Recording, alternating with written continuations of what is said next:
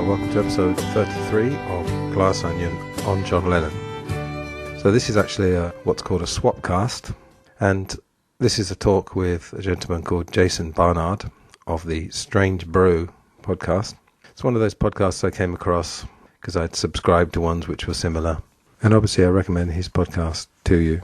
It's a great mix of interviews about the rock scene. Strange Brew is obviously the name of a Cream song, so it's of that era, I think. I haven't listened to all the episodes, but there's quite a range. There's quite a lot of Beatle-related ones, and there are some clips that we're going to put in part two. Geoff Emerick, for example, Ken Scott as well, who worked on Beatles stuff. There's lots of interviews with different musicians. We started following each other on Twitter, and then we met up on Skype to have a chat about things, and I proposed doing this episode.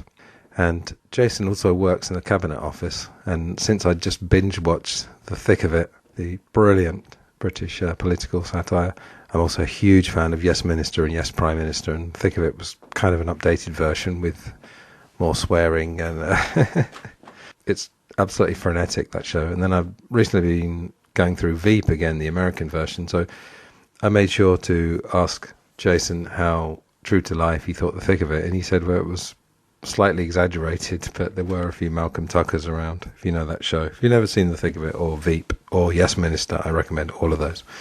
Anyway, so I proposed to Jason that we do this John Lennon best and worst songs. So we did 5 best, 5 worst. Today's episode is part 1 of 2, and this is the worst songs. Now, we do say throughout that we don't think these are terrible songs, and we could almost put worst in inverted commas because we're both huge John Lennon fans. And honestly, you know, I say to Jason during this talk that I'm not a John Lennon fanboy that's automatically going to like everything he does, but I just happen to like most of what he put out. This is a shorter episode going through the songs that we're not too taken with. So there's not so much deep analysis. Part 2, which will come out in under a week, I think, actually, I'm going to work hard at editing that, is longer, which is a good thing, really, because we do more deep analysis of the songs we think are the best. So this is fairly brisk, has a few audio clips that I think you'll enjoy, which, as well as John, feature such people as Andy Peebles, David Frost, and one of those clips really does show the amazing openness of talk shows in those days. Nowadays it's all very, very controlled, but then the audience were let in, and John Lennon also was able to speak genuinely on the same level as quote-unquote ordinary people. So that's enjoyable. And then there's an isolated track from a famous player. Fantastic. So I think we'll get straight to it. I'll probably do a longer intro in part 2 because there'll be more to talk about. But this is a nice little warm-up for the longer part 2. Anyway, I'll be back on the other side with a few words. Enjoy. Hi Jason, how are you? I'm fab, thank you. Fab. I didn't mean to do a pun there, but yeah, you did. It's it just oozes out of me, just this Lennon and Beatles stuff. Clearly. Yeah, I find the same. Yeah. This is what they call a swapcast, which is a phrase that someone's invented recently, where we have 2 people who have podcasts and they get together and chat about whatever, and they both put the episode on their podcast. So, can you just tell us about your podcast, first of all? Yes, my podcast is called The Strange Brew. It's been around about 10 years. It started off as a bit of a sort of mixtape show. The original concept was, you like the Beatles, so try this. And it mixed in some of the more popular acts with the obscure. And then a year or 2 after that, it varied, and I got to speak to a lot of the artists, predominantly 60s and 70s, predominantly Britain, but as time has passed, it's broadened to be much wider than that. So recent shows have been Graham Gouldman of 10cc, had ABBA's bassist, Kimberly Rue, who was in the Soft Boys, and Katrina and the Waves. But actually, over the years, I've had many artists that have worked with different members of the Beatles, people like Geoff Emerick. I've even had Mike McCartney on, so that was quite a good one, who obviously worked a lot with his brother Paul. Most recent Beatles show was with the leader of a Dutch band called the Analogs, who actually recreate the Beatles sound quite faithfully live. And Bart from the Analogs deconstructed Abbey Road for me, so that was from November. Fantastic. We're going to be using some of those clips, in fact, aren't we? You found some that are linked to our lists. Not that we know what each other's lists are, of course. We wouldn't possibly collude or anything there. We just made sure we haven't got clashes, but Yes. that was the extent of our collusion. I always ask my guests as well, could you give us your kind of John Lennon / Beatles origin story? I mean, you grew up in England. It's impossible not to grow up with Beatles music around you and knowing who those people are, but is there any book or album that sort of sparked it off for you? Can you remember? Well, so I was born in 1979. It was a bit of a strange in a way, because the 1980s didn't happen to me in the same way that it did to many other people, because my parents had a radio station that predominantly played 60s and 70s music, almost exclusively, and obviously that included the Beatles. So the Beatles were always there. So there isn't one discovery as such, because probably as far as I could hear and recognise music, the Beatles was always there. I think around the age of 10, 11, 12, started picking up the vinyl, the red, the blue albums, obviously great primers for the Beatles. The CDs started to come in. I was trying to find albums that I could get the most tracks on, or the cheapest at the time. I think that was Magical Mystery Tour, which obviously is kind of not an album, but they created an album. And Abbey Road. So I've still got those CDs 30 years later, approximately. So... Yeah, they came out in 87. Yes. Do you think they were good mixes? I think they've improved them quite a bit, haven't they? Yeah. Since then? I think technology's improved over the years, so I've got the CDs, but you're actually probably best going to the new version of Abbey Road and, you know, the better mixes in recent years, but I've got the CDs and I'm not getting rid of them. Nor the vinyl. Yeah, I remember seeing an interview with George Harrison. He was talking about the CDs, and he said some songs there's a horrible tambourine leaping out the right speaker. And I think on Revolver, I think it's Taxman and maybe another song. I know exactly what he said. So there have been, amazing improvements. Also the isolated tracks on YouTube, you know, that came from Rock Band. They've kept the music fresh, plus, you know, the Cirque du Soleil love thing. So it's this thing that's just eternally fresh, you know. Is there anything that marks John Lennon out from the other three for you? Just saying, because my show's a John Lennon show and I've got to try and, even though I've got nobody on my back telling me what to say, but I try and keep it slightly distinct from the Beatles. So. Yeah, I think John, alongside George, but in a different way, you do get a complete honesty there. I think with John Lennon, it's more from the gut, whereas with George, for example, it's kind of often more spiritual. So I think out of those two members, those are the two that the music is more of a window on them. Obviously, there's aspects of that with Paul, but I think with George and John. And then in terms of John, it's just direct, or can be direct at times. It's a window on to his life at the time. But certainly at his best. And for me, when you combine that with the music, there's nothing better. John and George were obviously close. Relationship-wise, they took LSD together.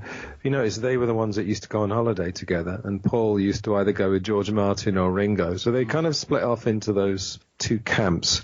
But then you could never really imagine George doing a Plastic Ono, because he probably would have thought, like you said, it was a bit too on the nose. He would have preferred to be a bit more cryptic, perhaps. I don't know. I think George generally was more produced, a bit more Spectre-esque at times. Sometimes to its disadvantage, where you wanted things stripped back. But certainly in those earlier years, Lennon's sound was more stripped at times compared to George's. A couple of my songs come from an album that was apparently co-produced by Spectre, but doesn't seem to have any of his fingerprints on it. It's an early John Lennon. But we'll just explain to the listeners. So what we're doing today is John Lennon best and worst songs. Now, would we agree that this is not a definitive 5 best and 5 worst? Because it's too difficult, wouldn't you say? It's impossible. Well, I mean, maybe a top 50 or a top 100. It changes, and it's impossible to do songs justice. And there are certain songs that are fantastic, but for different reasons are not my favourite at this point. You know, there's tracks like Imagine which have just been kind of overplayed, and maybe if it was kind of less well known, it would be a favourite, for example. So this is just a selection at a point in time of tracks that we feel, or I feel, are better, and tracks that potentially worse. I went through the albums and I wrote a short list, and I ended up with a short list of 25 best, which, as you said, could have been 50, but I was very, what's the word, picky, and I still ended up with 25, and then I pared them down to 5, and I kind of have a reason for each one. I tried to spread them over the periods, but I couldn't really find any of the very early ones or any of his comeback, Double Fancy, Milk and Honey period, that quite made the cut. But, I'm going to mention a few honourable mentions. So we're going to start with the worst. Again, when I say worst as well, it's not that I'm just some kind of John Lennon worshipper who won't hear a bad word against him. It's not that. It's just that I like most of his music, but definitely in the solo years. Well, I'll get to it anyway. But so what we decided to do, we'll just trade one for one. We'll do worst and then best, and we're going to go chronologically through his career. So can you give us your first one? So my first one, to many people it's a popular choice for worst one, but it's Run for Your Life, right, which is from Rubber Soul. No, say it's not so. The tune is fine, but it does feel like Beatles by numbers. I'm not sure how well played it is, but I can put up with that. It's just, for me, it leaves a sour taste in the mouth in relation to what some people would say is misogyny. I guess it's an aspect of John that, because John was a very complex individual and had that side to him. And I guess, there's part of that which shows a bit of that. But the fact it was kind of an Elvis knockoff as well, and for me it just doesn't fit with the whole, what some people would see as a Beatles ethos as well. It's not that it's an absolutely terrible song, but it's certainly not one of my favourites. John himself said it was throwaway. But you go for it, Anthony, if it's one, please feel free to challenge me. My response was a bit of a deliberate exaggeration, actually, because no, I'm not going to massively disagree. It's a bit, in a way, it's a retread of You Can't Do That, which is one from Hard Day's Night, which was nearly on my best list. Not because I actually think it's one of his best 5, but I wanted something to represent the early John. I know what you mean. They have an expression that's an American expression, on the nose, that you're probably familiar with. It's one of those expressions that's becoming more and more known. And on the nose kind of means a bit too obvious or without too much nuance, And I get it, I get what you're saying. First line, I'd rather see you dead, little girl, than to be with another man, was from Baby Let's Play House, Elvis, wasn't it? And weirdly enough, that recording that came up from the day that John met Paul when they were teenagers? Yes. That's got him doing Baby Let's Play House. Unfortunately, you don't hear the line, I'd rather see you dead, little girl. That would have been pretty weird. But it's a strange choice to end Rubber Soul, because Rubber Soul, for me, is such a big favourite. It's for me, like, people have always asking me, particularly since I've done this show, what's your favourite Beatles album? And there's something for every mood. If I want something just really feel good, I'll put on With the Beatles or Hard Day's Night. Then you've got something more mellow, you've got something a bit weird, and then you've got Abbey Road, which is sort of very polished professionalism. So this was a weird choice. Yeah, it belongs to a period before that, maybe Help, or although Help's quite lightweight, isn't it? So I absolutely agree. It doesn't really fit with Rubber Soul. It hasn't got the progression. The badly played, I think, I've got a feeling John did quite a bit of that lead guitar, because it's got that sort of scratchy quality. So I'm not really going to massively disagree with you. But I think it's kind of part of two flies in the ointment of Rubber Soul, that and perhaps What Goes On as well. If you take those two tracks off, I think you'd be pretty close to perfection. But there's very few albums that from different people feel that every single song is their favourite, but then that's the beauty of an album. Yeah, a lot of people would say you take Yellow Submarine off Revolver, or Maxwell Silverhammer off Abbey Road. Yeah, so you're right. I guess it's hindsight, isn't it? But yeah, it was a strange choice, because it's the first one they recorded as well, for that album. Yes. Interesting. Okay, my first worst one, same year, It's Only Love from Help. Yes. My description of this is similar to your description, Run for Your Life, like by numbers. It feels like something that was kind of forced, and funnily enough, most of the first 2 years of their life was forced compositions, but you just hardly ever comes through. There's a couple on Beatles for Sale, second side of that. But, I get high when I see you go by, butterflies, butterflies. It's not bad, it's not terrible. And he's got a very good voice. It's only love. When he gets to the chorus, it's pretty passionate. But my list is really John Lennon by numbers, John Lennon without too much edge. Because even the poppy John Lennon generally had some edge, particularly in the Beatles. Do you have any feelings about that song? Beatles by numbers, really. I mean, I was expecting some diamond rings to pop up or something like that. It's only inoffensive is kind of what I'd say. It's okay, but for the Beatles as a band, okay or average is often the weaker stuff. So it's not disagreeable, but it's weak. I think your next pick is going to be a bit more disagreeable, isn't it? It's What's New, Mary Jane. Yes. My favourite. No, it's not my favourite. It's tuneless. I mean, I'd welcome your view on this if it's actually the case. But didn't Lennon say that he wrote half of it with Magic Alex? I don't know, actually. Do you know what interview that's from? I think it's just somewhere on the web. I'm not sure. I mean, the fact they didn't put it out, I guess, suggests that he probably anticipated that 50 years later it would be on your worst of list. It's just tuneless. The lyrics are appalling. In fact, the sound sonically of it is disagreeable. It's a poor track. There's been some stuff from the White Album that didn't make it, or from that period that deserves to be on the White Album. Your Sour Milk Sea, for example. This is one track where it's probably best left.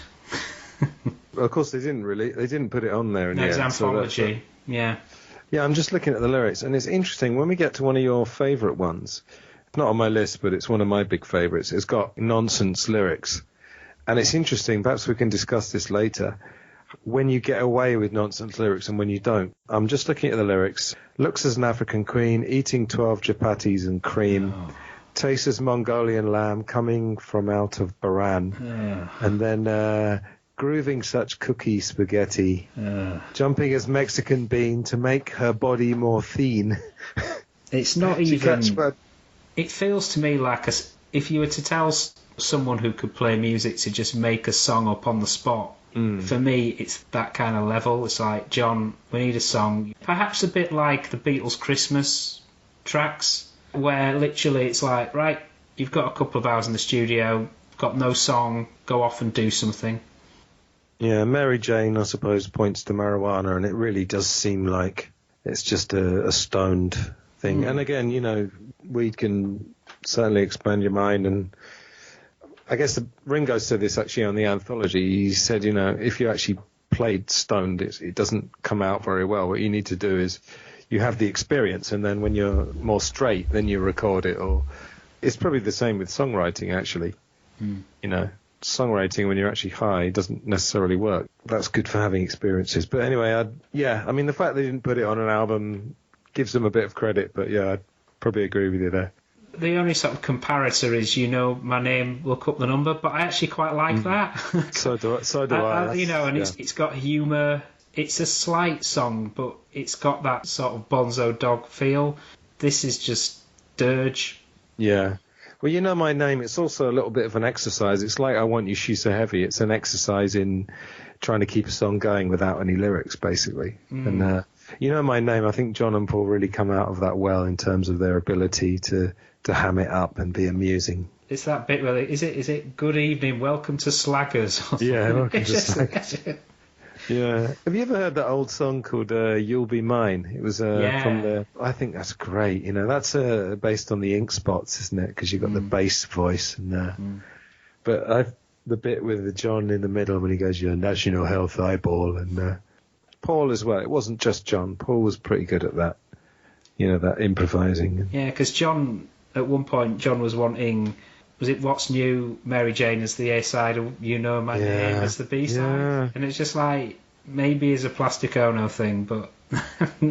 I feel like there was a point where he just did seem, either he had gone completely nuts, or he was just saying things for effect. Because then you hear these stories that he wanted Revolution 1, which is the Slow Revolution, as a single, which is plausible. But then I've heard that he wanted Revolution 9 as a single, but I don't think I did a whole show on Revolution 9. I'm a big fan of it, so I don't mean it in that way. I could see that. I could see the avant-garde Revolution 9 as a single in a way. I just cannot see What's New Mary Jane just doesn't work on any level. Right. Okay. All right. Okay, my second one. I haven't actually got any more Beatles ones. There were a few stuff like, I don't know. I used to not like Bungalow Bill, but with the Beatles, what's weird is that songs, they come in and out, and suddenly a song I didn't like, I suddenly like. And when I heard it on the 50th anniversary, I suddenly liked it. And the fact it's got a story and slightly dark lyrics on it. So my next one is actually It's So Hard from Imagine. Later on, I'm going to talk about a comparison between Plastic Ono Band and Imagine. And John Lennon's quote was, Imagine is Plastic Ono Band with chocolate sauce on it. You know, one of those great John Lennon quotes. This feels very kind of formula rock and roll and not particularly inspired. And it's got these sort of crude innuendos. It's so hard and I feel like going down. But they don't really come off as sexy. There's definitely something happened between 1970 and 1971 where, you know, something like Well, Well, Well. Oh, well, yeah. That's great. You know, I mean, that is very, very basic rock and roll. But, you know, when you get that, it's got some great lyrics, you know, Two Liberals in the Sun and stuff like that. And then the screaming at the end. This is as basic as that in terms of rock and roll, but there's really not. It just sounds his sort of version of sort of cock rock, you know, crude sexual innuendos. The thing that saves it, as I say, it's not a bad song. I couldn't really think of too many bad songs, but King Curtis, you know, on the sax, that pretty cool sax. And King Curtis, of course, died very soon after the recording, a couple of months or something. There was some sort of argument going on outside his apartment building, and he went out to see it and got shot. So that's completely unrelated to the song. But what do you think about this one? Yeah, so King Curtis was the guy who played on Yakety Yak. Absolutely, yeah. Probably nearer the by numbers element, and I think certainly in this 70-71 period, it's definitely one of the weaker tracks. It's kind of okay at the time, but forgettable in relation to early Lennon solo career is disappointing. Yeah, when there is something weaker, it sticks out, because that period was amazingly strong.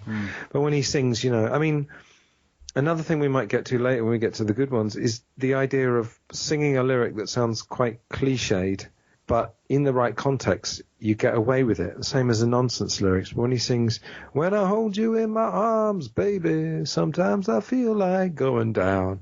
And it just doesn't really feel like he gets away with it. It's by numbers is about the best way to describe it.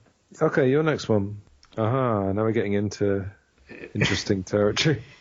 Yeah, so I've dispensed of the Beatles stuff, and we're into sort of prime Lennon.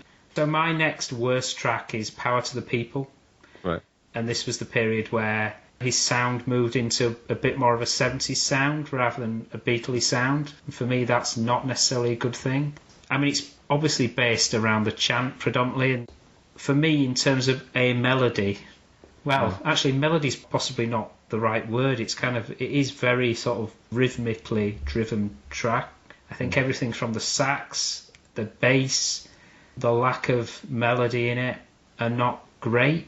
And perhaps there's something about the fact that compared to its prominence with John Lennon in terms of being on greatest hits and that kind of thing, I think it's an overrated track. Perhaps if it was a B-side, it would be okay, but I think it's certainly in the Lennon canon perhaps one of the most overrated Lennon tracks, and not a song I would ever pick to listen to. Wow, interesting. Can you describe what you meant by a sort of 70s American sound? It's kind of everything, isn't it? It's the bass, the drums, as you said, sax. Can I just ask you a question? Do you like Young Americans, for example, the album, Bowie album? I love it. Is there a similarity in the sounds of those? Or in terms of Young American, that just works in relation to its funk. Right. This has got no funk. It's just got rhythm. It just does not cut it for me. It's all slogan, but nothing behind it. Yeah. I've got to say it's quite a favourite of mine. I mean, I wouldn't put it... It wasn't anywhere near my top 5. I think when you drill down, you're probably right, there's not too much substance. But the actual sound, there's some other singers. I would consider it quite funky, but not in the sense that it sounds like funk music. I mean, it's kind of bouncy, and so he's quite a favourite. I think it's just given prominence maybe because the title of it is so married to that period, you know. Actually, I had a question. Was the slogan "Power to the People"? Did that exist before this song? Do you know? I feel like it probably did. I think so. I mean, I think it's on the record that he was being pushed by other people on the left to do something. And I guess, you know, compared to Revolution, where he kind of didn't count himself in or out, it was kind of a more of a sloganeering statement. I've heard there's people like Tariq Ali, who's a famous left-wing figure here in the UK, who kind of pushed him. But I think in subsequent interviews, it's been said by John that basically he felt kind of pushed to do it. March 71, I keep pulling out these date lines, but they're important. Power to the People, another one to add to the collection. Any memories of that now? It's not that long ago, really, but it's 9 years, as we sit here in this seems hell long December day in 1980. Does it seem a hell of a long time ago to you? Oh, it just seems like Power to the People. Wasn't that the First World War? No, it wasn't. Anyway, I remember that was the expression going round those days, and Tariq Ali had kept coming round wanting money for the Red Mole or some magazine, you know. And I used to give anybody it was sort of left field, avant-garde, or in the art field or the political field money, kind of out of guilt as well, because I was thinking, well, I'm working class and I'm not one of them, but I'm rich, so therefore I have to fork out. And he was hustling for whatever he was hustling for. And I kind of wrote Power to the People in a way as a guilt song, you know? Sort of, I better do that. But incidentally, we heard it last night just by accident, so to speak. Good intro. And it's very heavy, very good. So again, I think there's a bit of a theme in relation to some of these songs that I don't like. Actually, they feel a little bit forced. Well, I think the next couple of songs we're going to be staying in this period, aren't we? But I'm about to record a show next week. I'll be doing a ton of research about his assassination. And so I rewatched, I guess you've seen the US versus John Lennon. Yeah. Have you ever read John Wiener's book, Come Together? No. That's a big recommendation. It's called Come Together, John Lennon in Our Time. It's about the whole period, the immigration and his politics. But it's very interesting because it starts from 1966, and it talks about statements he made even on the Beatles' last tour, which actually offer quite a logical through line to his sort of new left anti-war stuff. Regarding the phrase, I did a bit of research. I found that Black Panthers used to say all power to the people, and he was obviously involved with them. Bobby Keys did the sax, which I probably agree with you. I don't always like Bobby Keys. I'm sure he's a very good sax player, but he did a lot of stuff with the Stones, and I didn't find it was always that necessary. I don't know. Might be some Bobby Keys fans up in arms. Of course, Power to the People was later used on Citizen Smith. Just to add a lighter note, yeah. I did used to like that show with Robert Lindsay. Okay, well, we're going to be staying with this period. My next one is The Luck of the Irish. Yes. I mean, Paul brought out Give Ireland Back to the Irish at the same time, and I don't think either of those songs are anywhere near anything sort of dynamic enough. I preferred Sunday Bloody Sunday. I think that's not bad from sometime in New York City, but doing it as a kind of jaunty, I suppose it's supposed to sound vaguely Irish, some sort of Irish waltz. I don't know much about Irish music, but does it sound Irish to you? I don't. In a bad way. In a bad way, right. In a sort of stereotypical way. I'd say the one word for this song would be cringe. Was it quite near your list then? I could have quite easily picked this, yeah. A dishonourable mention. Yeah, a double vote for The Luck of the Irish. I don't think Paul McCartney or John Lennon came out with credit with either of those two songs, really. I agree. I kind of slightly prefer the McCartney one, but it's a very, very low bar. Yeah, I mean, when Yoko comes in as well, I mean, it just sounds... I mean, I always like it when Yoko sounds good, and I would say on the song Birthday, you know, when she comes in on the chorus with Patty Harrison, and on Happy Christmas War Is Over, I think she sounds lovely on the chorus. So I like it when she sounds good, but here she sings with a very, very strong accent, and it almost just... Nowadays you can't say anything, can you? But you know what I mean? It just... Her singing it with what sounds like such a strong Japanese accent, Japanese/American accent, it almost divorces them even more from it. But I think my overall feeling about this period, I just don't think, either they were pushed or they were so desperate to sort of make some kind of mark. But I don't really feel like they probably researched these things as deeply as they should have done. And this is almost like a kind of bad history lesson, you know. I don't really know what else to say about it. He was very kind of keen on playing it. Like, there's an episode of the David Frost show, I think it's January 72, and he plays this live, and then some people in the audience, they really take him to task over Attica State, which was another kind of contender. But I quite like that musically. Take a seat there. Now, you both wanted to make a point. I'm sorry we couldn't see you up there. John and Yoko here. I'm here, so make the point. Just talking in public. So. You both had a question. I agree that Attica State was a tragedy. Yeah. But you are making it sound as if the only worthwhile people in this world are people who committed crimes, were put away. Look, we say here 43 poor widowed wives. We're not talking about just prisoners' wives, or we're talking about policemen's wives, anybody that was hurt there. With their hands folded and Who did? nice, the 43. That 43 people were killed altogether, including on both sides, right? Nobody was responsible for this, Well, except we didn't say the establishment, Rockefeller. Yeah, right. But the prisoners who went on strike had nothing to do with it. They are now martyrs. We're not saying they're martyrs. If they hadn't done something wrong in the like, first place, they wouldn't have been there. We're like newspaper men, you know? Only we sing about what's going on instead of writing about it. What are you trying to say about them? We're saying that everybody needs freedom. Everybody has a basic right.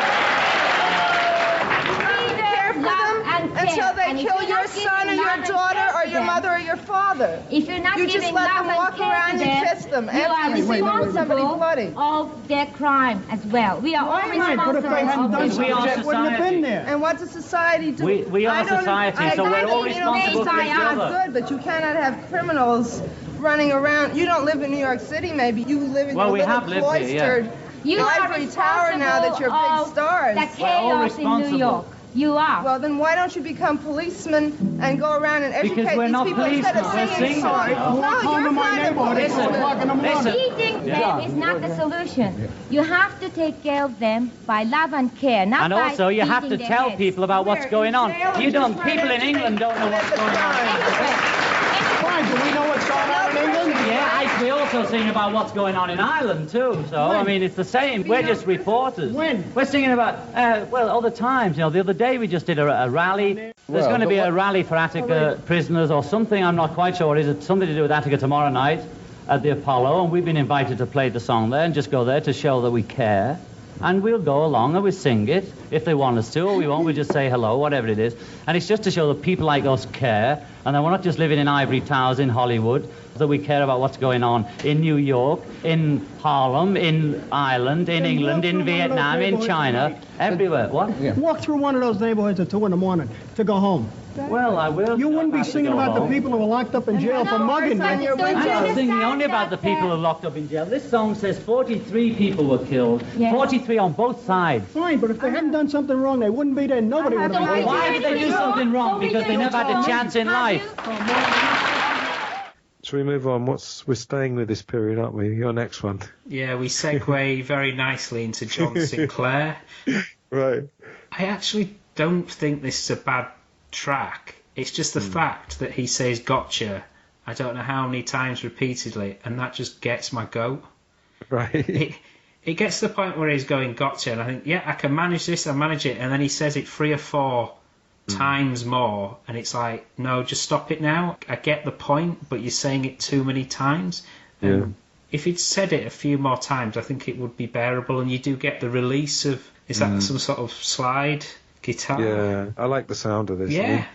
I said if I was choosing another one, I'd probably go on Attica State, but there were a few contenders. I think some of the lyrics are quite good. Like, I mean, he's singing about, CIA selling dope, which was quite a big thing in 1971. To write about that, I guess you know the story of John Sinclair, right? Yeah. So he was he an activist? Yeah, he was in. Well, there was a thing called the White Panthers. Guess where they got their name from? He got imprisoned for basically dealing marijuana, but it was like 2 joints or something, and then ended up in prison for 10 years, which is just ridiculous. So 10 for 2, yeah. Yeah. They gave him 10 for 2. He served 2 years, and then they did that rally at Ann Arbor, Michigan, and he was released. What was it, 1 day or 2 days? Next day or something? Just summarise, I think it's a good song, Spoiled. And Right. I mean, if you just cut off the gotchas or halve them, I think it would be one of the stronger songs from that period. Right. The production on that song and the sound of it is good, unlike some of the other material in that time. Yeah. I remember I actually went to New York. I've only ever been to America once. I went to New York. It was the first anniversary of 9/11, which would make it 2002. I don't think I'd ever heard this album. And I played sometime in New York City, and divorcing myself from the lyrics and everything and just listening to it as an album was quite enjoyable. This whole album is quite derided. What do you think about the whole idea of this sort of front page songwriting? It's potentially good, but I think it leads back to a previous point about being forced. If you're working at breakneck speed to write a song about something that's going on now, unless you are really, really hot, you are likely to pull out some of your weaker material, a bit like Wings Wildlife. And I think if you get so bound up with the lyrics, that can potentially, at its worst, undermine the melody. So I think it's a victim of that a little bit. So it's just pushed through a bit too fast. As an album, I mean, it's only really half a John Lennon album anyway, because it's half the songs are Yoko, like Double Fantasy, I guess. But I would take it over the... Can I segue to my next one? Please. Yeah, it's sort of another segue, because it's his next album, Mind Games. Now, there's a few quite good songs. I mean, I like the song Mind Games. There's one called Bring On the Lucy, that one, Free the People. And some people think he's talking about Lucifer on that one. There's a couple of other good ones, but I found 3 or 4 quite weak ones. And to be honest, I think if I was being really precise, I probably would have picked another one of these instead of maybe It's So Hard or even It's Only Love. But I picked one called Only People. Now, I'm just going to recite a few lyrics. Mind Games is quite typified with a very samey, mid-tempo verse-chorus without really any surprises. And there were a couple of the weaker songs. There was one called Meat City, which has really got nothing to it, but it's quite rocky, so I kind of took it over this one. Only people just know how to talk to people. Only people know just how to change the world. Only people realize the power of people. A million heads are better than one. And then he's got stuff about we're hipper, we've been through the trip, we can't be denied with woman and man side by side. And he's got stuff about bake the cake and eat it. And, with a better song and maybe something edgier, those lyrics, might be fine, But in a mid-tempo song, it's just very, as I said, on the nose. It's very kind of facile. An interesting thing with his best songwriting, something like Woman. I mean, Woman is not one of my choices in my best, but I like it. Singing I love you, which is, in one way, is the most banal thing you could ever put in a lyric, I love you, because it's been done so many times. But in the right context, it's fine. But the problem is, if you come up with simple lyrics to a not great song, then they verge into facile. You know what I mean? And he's doing all this hip stuff. I think when he tries to be American, a bit like Mick Jagger, it kind of turns me off a bit. Do you know the Mind Games album reasonably well? Or? For me, it's kind of half a good album. I think it's very, very patchy. I think in relation to Only People, it's a very average or forgettable song, but I think the lyrics are the cherry on top, which make it even weaker, given that it's a string of anthemic cliches. Exactly. And even on his own terms, he did far, far better. Yeah, he's got one called Asumasen, which I think means I'm sorry in Japanese. One day at a time. There's some really nice ones. Out the Blues. Well, that's class. That's brilliant. That is. Do you like that? Yeah. Out the Blue. I'd agree with you. Half a good album. Another contender, because my last one is 1980, so I just want to talk briefly. Going Down on Love was another contender, which is from Walls and Bridges, which I think is a good album. Stuff like Nobody Loves You When You're Down and Out. That's great. Yeah, it's a good one. Obviously, Number 9 Dream I like. But yeah, Going Down on Love, which is a weird opener. I think openers and closers have to be really good. I think there's some great tracks on Walls and Bridges. I mean, there's a few, a bit like Rubber Soul, there's a few tracks that are poor, but I think I like it. A couple of turds in the punch bowl, as they say in America. Now, on the subject of that, what's your last one? Your last turkey? Relative turkey? Ah, yes. See, we were talking about that 70s sound. So my next track and final track that I'm not a fan of is Whatever Gets You Through the Night. Maybe it's just something about Lennon and that 70s sound. And we were also talking about the funk. And for me, again, this is forced funk. Played too fast. It's like one of those arena Rolling Stones concerts, perhaps even some of the Beatles concerts where adrenaline just kicks the track just that little bit too fast. I'd be interested to see if it can be deconstructed, stripped back, maybe slowed down, and something done with it. Again, the sax just doesn't work, and I don't know how it made number one, but I guess in terms of the American charts in 1974, there's probably quite a few tracks I probably dislike. It doesn't work for me and it's too fast. Don't like the production, don't like the lyrics. I don't hate it, but I don't like it. Yeah, the live version when he was at Madison Square Garden with Elton, that one works because that's fast, but it's live. And he was really nervous, so he's playing it really fast. But I think there's two saxes, actually. One of them's Bobby Keys. So, yeah, I'm not mad on that sax sound either. But, I mean, it wasn't really near my worst, but it wasn't near my best either. It's kind of middling for me, I think. I do quite like isolated tracks, by the way, because I'm a musician as well. There is an isolated track of Elton John's piano, and it's just fantastic. He's just kind of playing the chords and then a couple of licks, but Elton, even just playing the chords, just sounds fantastic.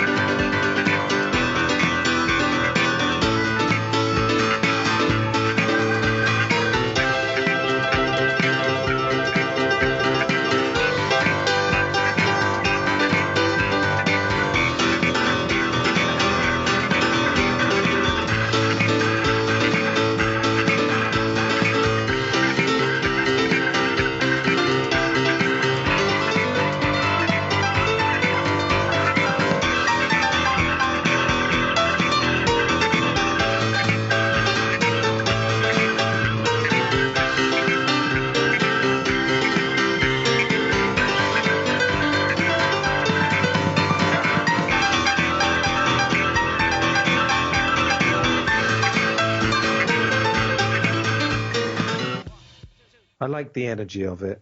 I think those two had a real rapport, and I'd like to think that they would have worked together again. But kind of middling for me. Deserved of US number one? I think Number 9 Dream, which I think was a single, would have been much better. Obviously, this is a kind of party song, isn't it? I mean, would be fun at a party, but... I think as a nightmare party, it's just got it does not have good rhythm. It propels you along, but possibly against your will. Against my will. All right, interesting. Right, my last one is Forgive Me, My Little Flower Princess. Now, interestingly, with 1980, he obviously put out Double Fancy, which was half John and half Yoko. And then this album, Milk and Honey, came out posthumously, 84, I think. So between the two, you've kind of got a John Lennon 1980 album. I kind of put together my own one. And some of them weren't finished. You know, Grow Old With Me, which is quite a nice song. It's got that thing called a rhythm box, which is kind of like a very crude drum machine. I'm going to ask you your opinion of the Double Fancy in a second, or that whole period. But I think this one and one called Clean Up Time, that was another contender, because that's a kind of... The lyrics are a bit of a rehash of Cry Baby Cry. That's sort of the Queen is in the counting house and all that. I don't buy the idea that John Lennon had cleaned up either. So I think that's fake in that way. And this song, let me just recount the lyrics. It's got this sort of calypso rhythm.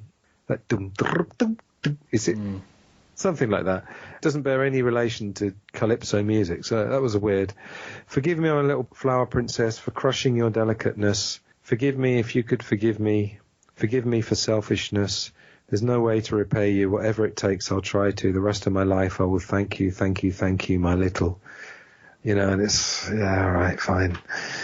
I think John and Yoko were totally in love in 68, 69. It was very intense and very sexual, and there was drugs involved, and it was very, very real, and, you know, it changed his life. Some people say it saved his life. Barry Miles, who I'm sure you've heard of, said that he was sure that John Lennon was going to become a Syd Barrett-esque LSD casualty if he hadn't met Yoko, which I think is quite telling. But I think by 1980, I mean, I'm actually might be interviewing Fred Seaman at some point. I know that he's a very contentious figure, and some people think it's bullshit what he wrote in his book, but this whole idea that he'd resolved all his issues and he was deliriously happy and him and Yoko were in love, you know, I think probably like a lot of married people, you settle into a kind of partnership. But I don't buy that whole John and Yoko 1980 thing. And this is almost the worst of it. It's kind of cloying lyrics, a pointless calypso rhythm. And how about you? What do you think of his 1980 recordings in general? I think you've been a bit unfair on John. Yeah? Only on the basis of Milk and Honey being kind of the leftovers or songs that you put aside. And I think we may be playing a clip later on in the show in relation to some of the best material, but when I spoke to Earl Slick, who was one of the guitarists with John in that period, he was saying that material for Milk and Honey was basically demos and needed fleshing out. And I'm not saying that Forgive Me, My Little Flower Princess would have actually been fleshed out successfully, but for me it potentially could have just been left on the floor because John might have had more material. So judge it on that basis. It's not a finished song. It's not necessarily a song that actually would have got released as part of an album. It might have been a B-side, for example. Yeah, but my counter to that is that there's a bootleg called Between the Lines. I mean, there's this kind of myth that he said he hung up his guitar for 5 years. I found out years later, this is funny, when, you know the Philip Norman book that you were talking about when we talked a while ago? It actually turned out that there was one specific guitar that he hung up behind his bed. But on the day that he died, he gave an interview, literally hours before he died, where he says, I didn't touch my guitar for 5 years, and that is bullshit. He didn't touch that guitar, but he was composing constantly. So my counter to your counter would be he actually wrote or demoed, it seems like 30 to 40 songs in those 5 years. And the fact that he chose to record this, I think, means he was considering it. But no, I take your point. It hadn't gone out. You're absolutely right. But I mean, yeah, the lyrics are terrible. I think he was dependent on Yoko because the song Woman comes off as quite sincere. But then if you think that's sincere, then you're kind of buying into what I call their myth I call their myth. I could be wrong. I think he was dependent, but in a sort of more childish way, almost.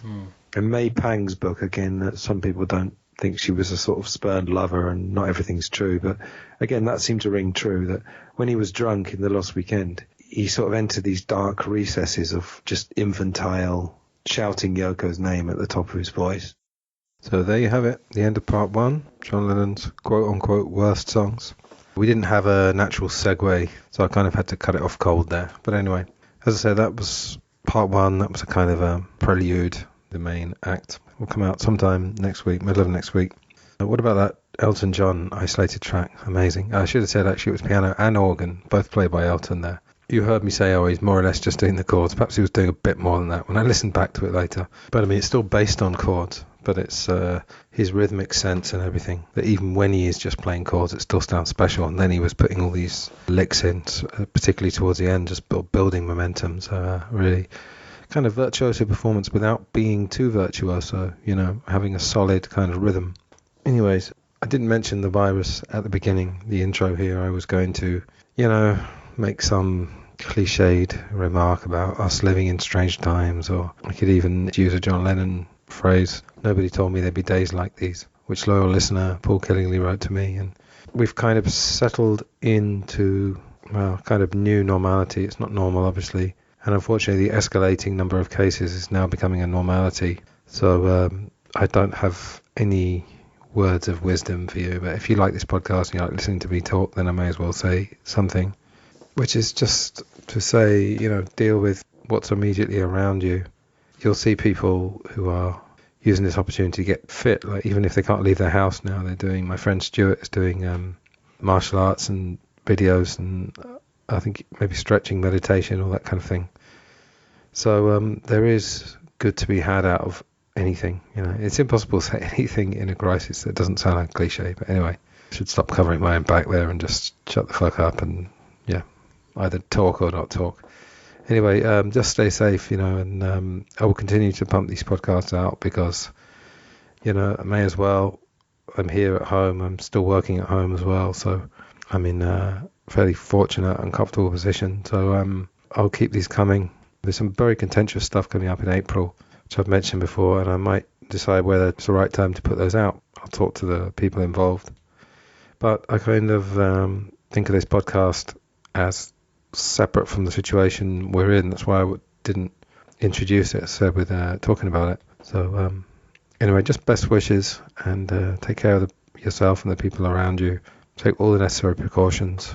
But unless you're actually directly in the situation, perhaps all I can say really is don't panic and make the best of the situation. Humans are very adaptable and are very good at making the best of things. You hear all the old wartime stories. This is a kind of war as well, in a way, isn't it? Against a silent enemy. I am aware that there are other issues around this. I mean, obviously some people are going to say that it's a bioweapon, and I wouldn't rule that out totally. But, you can't at this time talk about things like capitalizing on it, and draconian measures that may be coming down the pipe. I've been talking to this with a number of people recently, not on air, but private conversations. Anyway, I'll see you very soon for part 2 with Jason Barnard, where we will give you the non-definitive list of John Lennon's 5 best songs. Alright, see you very soon. Take care of yourself. Goodbye.